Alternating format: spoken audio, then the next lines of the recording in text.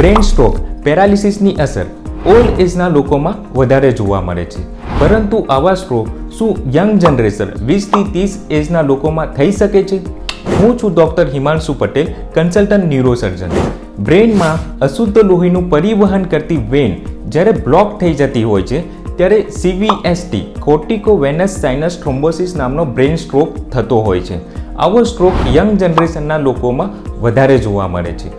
મેલ ફિમેલની comparison કરવામાં આવે તો ફિમેલ કેન્ડિડેટમાં આવો સ્ટ્રોક વધારે થાય છે.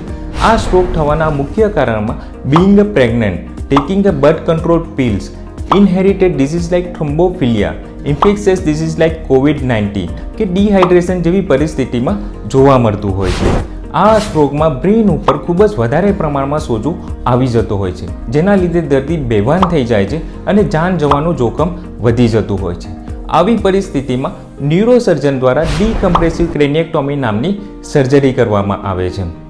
જો CVST સ્ટ્રોકનું અર્લી ટ્રીટમેન્ટ, અર્લી સર્જરી કરવામાં આવે તો પેશન્ટની રિકવરી ખૂબ જ સારી થઈ જતી હોય છે. જૈનિક ડૉક્ટર હાઉસમાં 21 વર્ષની એક મહિલા બેભાન અવસ્થામાં એડમિટ થઈ હતી, જેને CVST સ્ટ્રોક થયો હતો, જેનું ઇમરજન્સી બેઝ ઉપર ડીકમ્પ્રેસિવ ક્રેનિએક્ટોમી નામની સર્જરી કરવામાં આવી. સર્જરી કર્યા પછી પેશન્ટની કન્ડિશનમાં ખૂબ જ સારી રીતે સુધારો જોવા મળ્યો.